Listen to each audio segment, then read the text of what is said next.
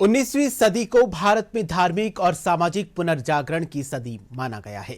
इस काल में भारत के अनेक महापुरुषों ने सामाजिक परंपरा, धर्म, रीति रिवाज और परंपराओं को तर्क की कसौटी पर रखना शुरू किया था और समाज को एक नई दिशा देने की कोशिश की। इसी कड़ी में स्वामी विवेकानंद का जो स्थान है वो बेहद ही खास है और महत्वपूर्ण भी है। उन्होंने भारत में सामाजिक, धार्मिक और राजनीतिक पुनर्जागरण के क्षेत्र में महत्वपूर्ण भूमिका निभाई है। प्रस्तुत है एक खास रिपोर्ट।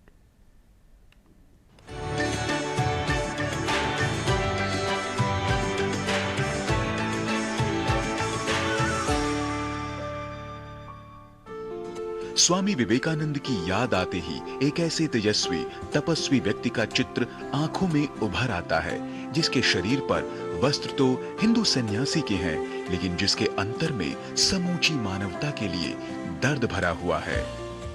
मनुष्यता ही जिसका एकमात्र लक्ष्य है और मनुष्य की जड़ता का नाश करना ही जिसका एकमात्र आदर्श। मात्र 39 साल के अल्पकालीन जीवन में उन्होंने जो किया वह कल्पना से परे है।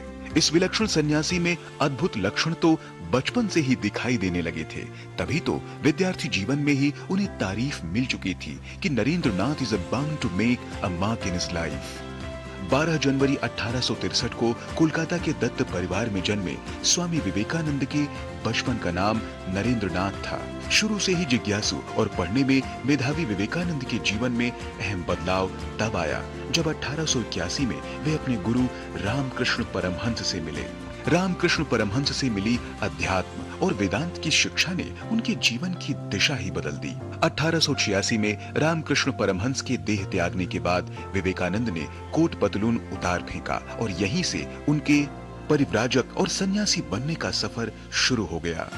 इसके साथ ही दुनिया के लिए उनका एक ही संदेश रह गया कि मानव सेवा ही ईश्वर सेवा है।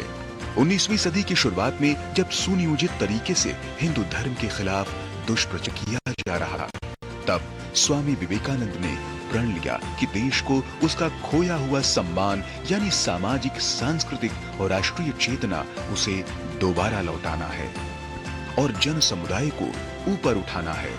और उन्होंने संदेश दिया कि उठो, जागो और तब तक रुको नहीं जब तक मंजिल प्राप्त न हो जाए। इसके बाद विवेकानंद ने यायावर सन्यासी के रूप में पूरे विश्व में भारतीय गौरव को फैलाने और मानवता का संदेश देने में अपना पूरा जीवन झोंक दिया।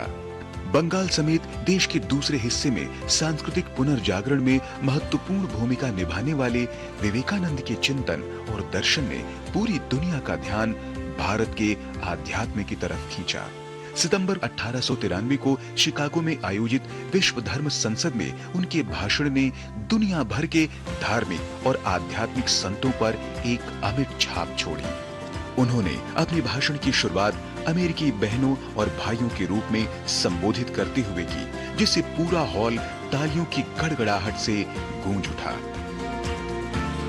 133 साल पहले भारत के एक संत ने 7 समंदर पार जाकर विश्व प्रेम और भाईचारे का ऐसा संदेश दिया कि दुनिया आज भी उसे आदर्श मानती है। स्वामी विवेकानंद ने अपने इसी भाषण में पूरी दुनिया का परिचय हिंदू धर्म और भारतीय संस्कृति से करवाया था।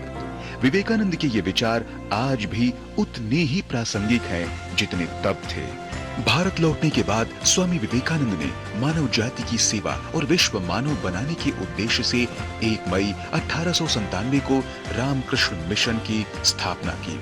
रामकृष्ण मिशन की स्थापना के मौके पर उन्होंने कहा कि मनुष्य का निर्माण करना ही मेरा धर्म है।